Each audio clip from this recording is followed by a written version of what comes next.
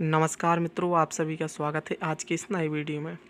पिछली वीडियो की तरह आज की इस वीडियो में भी आपके लिए एक इलेक्ट्रिक बोर्ड लेकर आया हूं, परंतु पिछली वीडियो में छोटा इलेक्ट्रिक बोर्ड था, इस वीडियो में बड़ा बोर्ड लेकर आया हूं।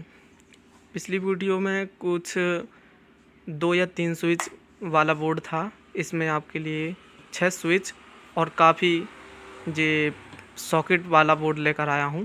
इंडिकेटर भी है इसमें, तो आपको इस वीडियो में इसी की वायरिंग करके दिखाऊंगा। तो इसकी वायरिंग करने के लिए या कनेक्शन करने के लिए इसमें पैंच लगे होते हैं, 4 किसी में 5 पैंच लगे होते हैं। तो इन पैंचों को खोल लिया जाता है और इस प्रकार से कर लेंगे। इसके रिपेयरिंग के लिए हमें एक वायर कट का ज़रूरत पड़ेगा और एक पेंचकस का ज़रूरत पड़ेगा। ये 3 ही ज़रूरी होते हैं और इसमें कुछ नहीं है। वीडियो थोड़ा लंबा हो जाएगा, लेकिन जहाँ भी आपको पसंद आए तो वहीं पर लाइक कर दें और चैनल को भी सब्सक्राइब कर लें, क्योंकि मैं और भी इलेक्ट्रॉनिक संबंधित जानकारियाँ लाते रहता हूँ। जब भी कोई हम बोर्ड का कनेक्शन करें तो उसमें पहले ये देख लेना चाहिए कितने स्विच हैं और कितने 5 पिन कितने 2 पिन दिए गए हैं, और इंडिकेटर का विशेष करके ध्यान देना चाहिए, क्योंकि इस बोर्ड में जिस बोर्ड में भी इंडिकेटर होता है वहीं से सारे कनेक्शन स्टार्ट होते हैं। तो इसमें इंडिकेटर यहाँ पर दिया गया है, तो इसे पलट लेंगे तो देखिए इंडिकेटर में 2 टर्मिनल दिए गए हैं, 2 पॉइंट हैं, सभी में 2-2 पॉइंट दिए गए हैं। बस इस 5 पिन में किसी किसी में 3 होते हैं, इसमें बंद किया गया है, किसी किसी में खुले होते हैं। तो आप कभी घबराएं नहीं, तो इसे छोड़ दिया जाता है, ये अर्थ के लिए होता है। जैसे इसमें तो पहले से ही बंद कर दिया है, तो इसमें भी 2 पॉइंट दिए गए हैं, सभी में 2-2 पॉइंट दिए गए हैं। तो इंडिकेटर का सबसे पहले कनेक्शन करते हैं हम। तो वीडियो को ध्यान से देखना, तभी आपको समझ आएगा। तो कनेक्शन के लिए वायर का जितना भी हमें लंबा रखना हो उतने अनुसार काट सकते हैं वायर को, क्योंकि इसे इस प्रकार से कनेक्ट करेंगे हम। एक छोर को यहाँ पर और दूसरे छोर को यहाँ पर कनेक्ट करते हैं इस प्रकार से, और कितना लंबा वायर रखना है उस अनुसार हम काट लेंगे। मैं काट कर दिखा दे रहा हूँ आपको। तो देख सकते हैं इंडिकेटर का कुछ इस प्रकार से कनेक्शन कर देते हैं, एक पॉइंट पर वायर और दूसरे पॉइंट पर वायर इस प्रकार से लगा देते हैं। मुझे बोर्ड से इतना ही लंबा वायर रखना है, तो मैंने इतना ही कनेक्ट किया है इस वायर को। इंडिकेटर के कनेक्शन के बाद आता है तो हमें स्विच का कनेक्शन करना होता है। इसमें 6 स्विच दिए गए हैं, तो अब देखिए किस प्रकार से करते हैं। तो इनमें 2 पॉइंट दिए गए हैं, उनमें से एक पॉइंट को लेना पड़ता है हमें और एक समान इन पॉइंट को करना पड़ता है। तो दिखा दे रहा हूँ, सभी स्विच को 1 2 3 4 5 6 सभी के एक एक पॉइंट को हम लेंगे इस प्रकार से, यहाँ से इस प्रकार से वायर करेंगे। तो अब वायर का टुकड़ा हमें लेना पड़ेगा, इसके लंबाई के अनुसार ही काटेंगे इसे। कहीं लंबा नहीं काटना चाहिए, क्योंकि एक दूसरे से टच होने के बाद स्पार्किंग का दिक्कत रहता है, और हम इस प्रकार से छील लेंगे, क्योंकि इस प्रकार से जो हमारा वायर का टुकड़ा ऐसे जाएगा। मैं दिखा रहा हूँ आपको। तो आप देख सकते हैं मैंने सभी स्विच का एक एक पॉइंट को एक साथ कनेक्ट कर दिया है इस वायर की मदद से। अब ये एक छोर बचा हुआ है, जो हमारा मेन करंट आता है इंडिकेटर में, तो इन 2 पॉइंट में से किसी एक में कनेक्ट इसे कर देंगे।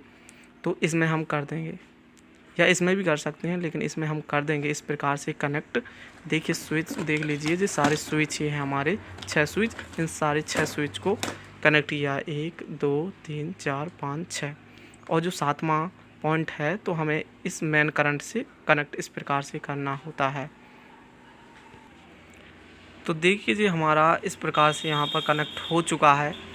अब तीसरा जो होता है, उसे तीसरे में हमें जो भी हमारे जो पिन होते हैं इनका एक एक पॉइंट को कनेक्ट करते हैं इस प्रकार से, जिस प्रकार से हमने इन्हें कनेक्ट किया हुआ है। एक ए पॉइंट लेंगे, एक इसका 2 पिन हो या 5 पिन हो, सभी के एक एक पॉइंट को हम लेंगे। इसी प्रकार से वायर का छील लेंगे हम एक टुकड़ा, जिससे इसे कनेक्ट कर सकें। तो देखिए हमने ये वायर का टुकड़ा छील लिया है, अब हम इसे कनेक्ट कर रहे हैं। तो देख सकते हैं हमने सारे जो पिन थे एक साथ कनेक्ट कर लिया है। इन जो भी 5 स्विच थे तो पांचों स्विच को एक साथ कनेक्ट कर लिया, 5 पिन हो या 2 पिन। अब इसका जो एक छोर बचा था, इस प्रकार जैसे स्विच में बचा था वैसे ही इसमें भी एक छोर बचा हुआ है। तो इस छोर का ये ध्यान में रखना होता है जो हमने इस छोर को इंडिकेटर से कनेक्ट किया था इसके, उसी के साथ इसे कनेक्ट नहीं करते। मैंने बोला है कि उसी के साथ कनेक्ट नहीं करेंगे। जो हमने स्विच का कनेक्ट यहाँ पर किया था ऊपर में, तो उसके साथ नहीं करेंगे, इसके साथ कनेक्ट कर देंगे ऊपर के साथ, तो फॉल्ट हो जाएगा हमारा और बोर्ड पूरा ख़राब हो जाएगा। इसलिए जो नीचे का पिन था उसमें कनेक्ट करेंगे इस प्रकार से। जैसे देखिए आप यहाँ पर जे वाला यहाँ से स्विच का जो भी पॉइंट गया था, ये ऊपर कनेक्ट हुआ था, तो इसे हम नीचे कनेक्ट करेंगे। तो देखिए सभी कनेक्ट हो चुके हैं। मैंने यहाँ पर कनेक्ट कर दिया है। स्विच का ऊपर किया था और जो नीचे 2 पिन और 5 पिन का पॉइंट था उसे इसके नीचे कनेक्ट किया है, इंडिकेटर के इससे नीचे कनेक्ट किया है। स्विच का सभी ऊपर और इनके नीचे से नीचे तरफ कनेक्ट किया हुआ है। इसके बाद आपको तीसरा काम सरल लगेगा, चौथा थोड़ा कठिन लगेगा, लेकिन वो भी आसानी से आप कर सकोगे। छोटा सा फंडा होता है। अब तीसरे काम के लिए आपके लिए छोटे छोटे वायर का ज़रूरत पड़ेगा, क्योंकि जो एक पॉइंट इसका बचा होता है और एक स्विच का बचा है, तो हम इस प्रकार से कनेक्ट करेंगे सभी को। एक पॉइंट इसका लेंगे स्विच का और एक 2 पिन हो या 5 पिन हो उसका। जैसे हमें जो हमारे पास ये स्विच दिया गया है, हमें इसका कनेक्शन इससे करना है, इसका करना है, तो हम इसे पलटा कर देखेंगे तो इसका जो पिन बचा हुआ है एक, और एक पिन इसका बचा हुआ है, तो इस प्रकार से वायर को कनेक्ट कर देंगे। इस प्रकार से कनेक्ट कर देंगे। और ऐसे ही एक पिन इसका बचा हुआ है, एक पिन इसका, तो इसका करना तो इसमें और इसमें कनेक्ट कर देंगे। इसी प्रकार से सभी को कनेक्ट कर देंगे। एक एक पिन इसीलिए बचे हुए हैं हमारे वो। तो मैं अभी करके दिखा दे रहा हूँ आपको, यहाँ से यहाँ, यहाँ से यहाँ। तो देखिए सभी को मैंने कनेक्ट कर दिया है। जो इसका सभी का कनेक्शन हो चुका है। अब इसके बाद हमारा बचा हुआ है सिर्फ लास्ट में होल्डर बचा हुआ है। इसके दोनों वायर इस प्रकार देख सकते हैं। अब इसे हमें कनेक्ट करना होता है।